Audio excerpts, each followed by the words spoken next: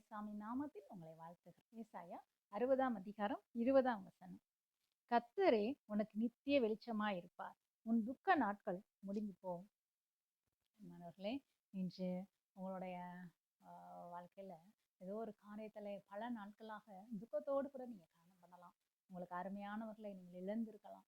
இல்லை உங்களுடைய வருமான குறைச்சல், உங்களுடைய வேலை, இல்லை உங்களுடைய தொழில் நாளுக்கு நாள் அப்படியே பலவீனப்பட்டே வருகிறது.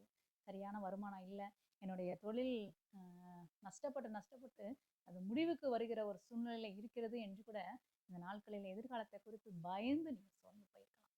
இன்று ஆண்டவர் உங்களோடு கூட இந்த நாட்களில் பேசுகிறார். கர்த்தரே உனக்கு நித்திய வெளிச்சமா இருப்பார், உன் துக்க நாட்கள் முடிந்து போ. நீங்க யோசித்து கொண்டிருக்கலாம், இவ்வளோ நாட்கள் இவ்வளோ வருஷமா அந்த அருமையான உங்களை நான் இழந்து தவிச்சிட்டு இருக்கேன். இப்போ என் வாழ்க்கையில ஒரு வாழ்வாதாரத்துக்குரிய தேவைகளும் குறைந்து கொண்டே வருகிறது, தொழிலில் பல நஷ்டங்களை நான் சந்தித்து கொண்டே இருக்கிறேன், என்னுடைய காலமெல்லாம் இனிமேல் துக்கம்தான், அப்படியே தான் நான் வாழணுமா, அழுகையோடு கண்ணீரோடு தான் என்னுடைய வாழ்க்கை செல்லும் என்று நீங்கள் ஒரு முடிவு பண்ணி இந்த நாட்களை சோர்ந்து போயிருக்கலாம். இல்லை பிரியமானவர்களே, ஆண்டவர் உங்களை பார்த்து சொல்கிறார், கர்த்தரே உனக்கு நித்திய வெளிச்சமா இருக்க போகிறார், உன் துக்க நாட்கள் முடிவுக்கு வருகிறது என்று ஆண்டவர் உங்களுக்கு சொல்லுகிறார். நீங்க இதை பார்த்து கூட நீங்க ஏளனமாக நீங்க யோசிக்கலாம், சிரிக்கலாம், மனத்தில் எது எப்படி ஆகும் என்று. எல்லாம் எனக்கு நஷ்டப்பட்டு கொண்டிருக்கிறது, அருமையான உங்களை நான் இழக்கிறேன், இந்த நாட்களை நான் கதறி கொண்டிருக்கிறேன், அந்த துக்கம் எப்படி எனக்கு மாறும், இதுல இருந்து மாறுவதற்கு என்ன காரணம், வழி எப்படி இருக்கும் என்று நீங்க யோசிக்கலாம். பைபிள்ல மரியாள்கிட்ட தேவதூதன் சொல்லுகிறார், நீ பரிசுத்த ஆவியினாலே கர்ப்பவதியா வா என்று ஆண்டருடைய பிறப்பை குறித்து அவர் சொல்லுகிறார். அப்ப அவள் திகைச்சு தேவதூதன்கிட்ட பேசின வார்த்தை, இது எப்படி ஆகும், கன்னியாகிய நான் எப்படி கர்ப்பதரிக்க முடியும், எப்படி ஆகும் என்று ஒரு பெரிய கேள்வியை வைக்கிறார். அது சாத்தியமே கிடையாது. அப்படித்தானா? அதே மாதிரிதான் இன்றைக்கு உங்களுடைய சூழ்நிலை. இந்த வார்த்தைக்கும் உங்களுக்கும் உங்களுடைய சூழ்நிலைக்கும் சம்மதமில்லாத ஒரு வார்த்தையாக என்று இருக்கலாம். எப்படி என் துக்க நாட்கள் முடிந்து போகும், அதான் எல்லாம் முடிஞ்சிருச்சு என் வாழ்க்கையில, நான் அழுதுகிட்டு தானே இருக்கணும், நான் உயிரோட இருக்கிற வரை இப்படித்தானே இருக்கும் அப்படின்னு யோசித்து கொண்டு. அதற்கு மரியாளுக்கு அந்த தேவதன் சொன்ன பதில் என்ன தெரியுமா? தேவனாலே கூடாத காரியம் ஒன்றும் இல்லை. பாருங்களேன், இவ்வளவு ஆச்சரியம். மனுஷனால இது கூடாதான், சூழ்நிலையால முடியாது, ஒன்னால முடியாது, ஆனால் தேவனால எல்லாம் கூடும், எல்லா காரியத்தையும் அவர் செய்வார். அவரால் செய்ய முடியாத அதிசயமான காரியம் ஒன்றுமில்லை என்று பைபிள் சொல்லுகிறீர்களே. இன்று உங்க வாழ்க்கையில ஒரு அதிசயத்தை ஆண்டவர் செய்ய போகிறார். அது நிமித்தம் உங்கள் துக்க நாட்களை ஆண்டவர் மாற்றி போகிறார், மறக்க பண்ண போகிறார். இனி வரும் நாட்களை கர்த்தர் உங்களுக்கு சந்தோஷமாக கொடுப்பார்.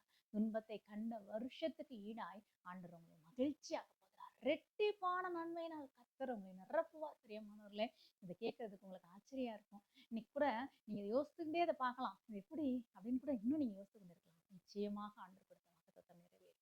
உங்களுடைய துக்க நாட்கள் முடிய கர்த்தரே உங்களுக்கு நித்திய வெளிச்சமா இருப்பார்.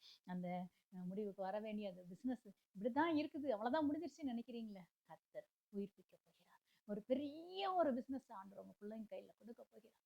அதற்கு ஈடாக அதை பார்க்கல மிகவும் பெரிய பெரிய அளவில் சம்பாத்தியத்தை பிள்ளைகள் சம்பாதிக்க போகிறார்கள். கர்த்தரை ஆசீர்வதிக்க போகிறார். உங்க பிள்ளைங்களோடு கூட நீங்க சந்தோஷப்பட போறீங்க. அந்த துக்க நாட்கள் எல்லாம் ஆண்டவர் முடிவு பண்ண போகிறார். உங்க கண்கள் அதை பார்க்கிறது. நம்பிக்கையோடு என்னோட கூட சேர்ந்து ஜெபம் பண்றீங்களா? அன்புடைய சுஸ்மா, நிகழ்ச்சி பார்த்து கொண்டிருக்கிற அன்பு பிள்ளைகளுக்காக நன்றி செலுத்துகிறான்ப்பா. அண்டவரே, கர்த்தரே உனக்கு வெளிச்சமா இருப்பான்னு சொல்லியிருக்கிறீங்க.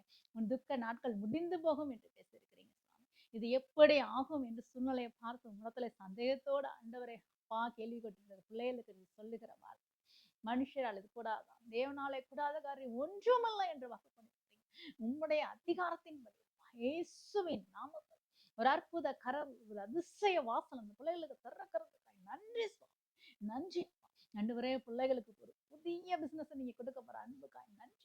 பிள்ளைகள் வாழ்ந்து சுகித்திருக்கிறதே இந்த அன்பு தாயார் பார்க்க போற அன்புக்காய் நன்றி அப்பா. கண்களிலே கண்ணீரோடு கர்த்தர் எவ்வளவு பெரிய அதிசயத்தை என் பிள்ளைகளுக்கு செய்தார் என்று ஆண்டவரை நீர் ஆச்சரியப்படுத்த போற அன்புக்காய் நன்றி. உங்கள் துக்க நாட்கள் முடிவுக்கு வருகிறதுக்காய் நன்றி அப்பா, நன்றி. மிகப்பெரிய அற்புதத்தை காத்து இந்த பிள்ளைகளுக்காய் செய்து கொண்டிருக்கிறதுக்காய் நன்றி அப்பா. நிகழ்ச்சியை பார்க்கிற எல்லாரும் நாங்கள் இயேசுவின் நாமத்துல ஆசீர்வதிக்கிறோம், இயேசுவின் நாமத்துல வேண்டுகிறோம்.